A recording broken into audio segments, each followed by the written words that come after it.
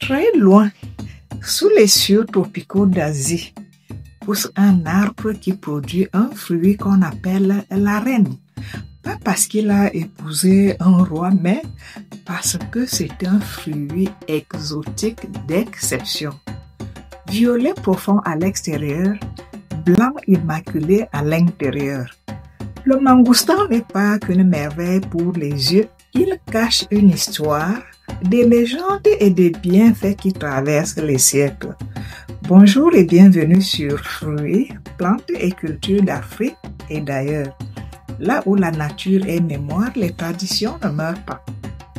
Parlant d'ailleurs, nous y sommes en plein puisque nous sommes en Asie. Les origines et le voyage dans le temps du mangoustan. Originaire des îles de la Sonde, un vaste archipel tropical entre l'océan Indien et le Pacifique, et de la péninsule malaise, le mangoustan, ou le Garcia mangoustanien pour les scientifiques, pousse sur un arbre majestueux au feuillage dense et brillant, toujours vert. Dans ces régions chaudes et humides, la pluie est presque quotidienne et la lumière du soleil filtre doucement à travers les feuilles, créant une chaleur naturelle semblable à celle d'une serre. C'est dans cet environnement luxuriant que le mangoustan prospère depuis des siècles. De là, il s'est répandu vers d'autres contrées d'Asie du Sud-Est, comme la Thaïlande, l'Indonésie et la Malaisie. Avant de voyager plus loin encore, portés par les marchands, les colons et les passionnés des fruits rares. En Afrique, il n'est pas né sur nos terres, mais il a trouvé quelques refuges tropicaux qui lui rappellent son berceau asiatique. Alors, on le cultive à petite échelle dans certaines régions côtières et humides, par exemple Zanzibar, Tanzanie, le nord des côtes kényanes, dans les zones forestières du Cameroun et du Gabon, et dans les îles de l'océan Indien comme Madagascar, Mayotte ou La Réunion. Là aussi, il exige un climat constant, c'est-à-dire chaleur douce, forte humidité et sol riche.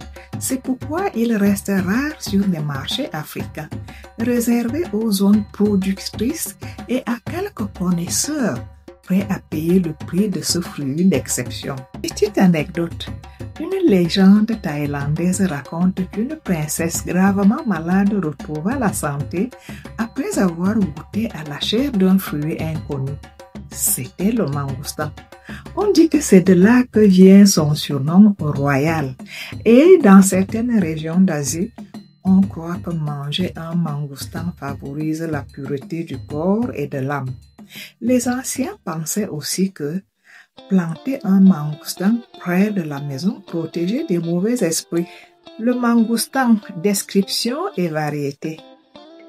Le mangoustan est le fruit d'un arbre au feuillage dense et persistant, pouvant mesurer de 6 à 25 mètres de hauteur selon les conditions de culture. Son fruit est généralement rond, de 4 à 8 cm de diamètre avec une écorce épaisse et pourpre foncée.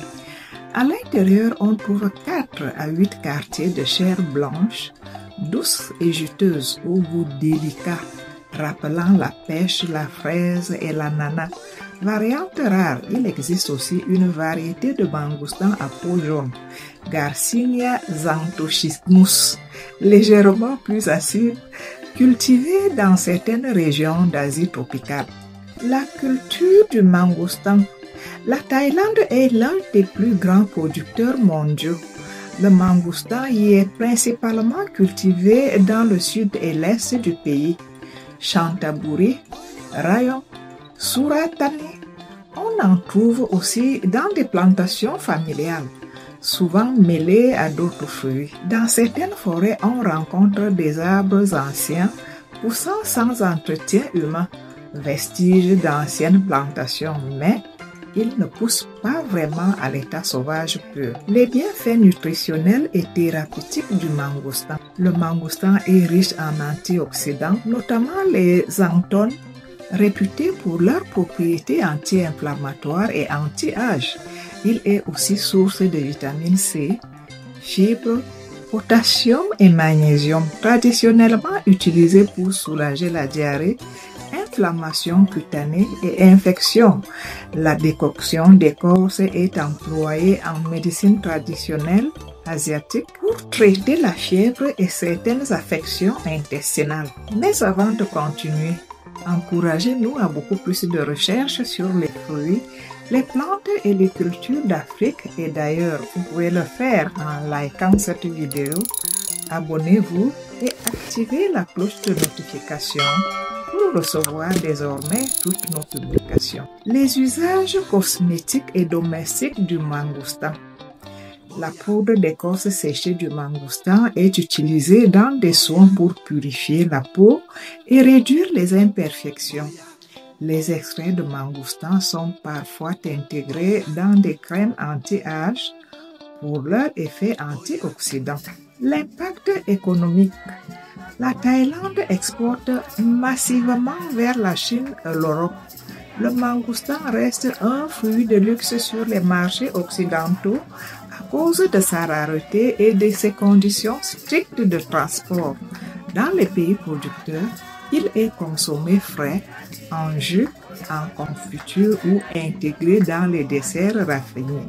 Petite anecdote, on raconte que la reine Victoria d'Angleterre offrait une récompense à quiconque pouvait lui apporter un mangoustan frais depuis l'Asie. Mission presque impossible à cause du voyage long et du fruit fragile. Aux Philippines, il existe des concours de pelage rapide du mangoustan où l'on juge la vitesse et la propreté de l'ouverture du fruit. Petite question, le mangoustan est-il cultivé dans votre pays ou dans votre région? L'avez-vous déjà dégusté?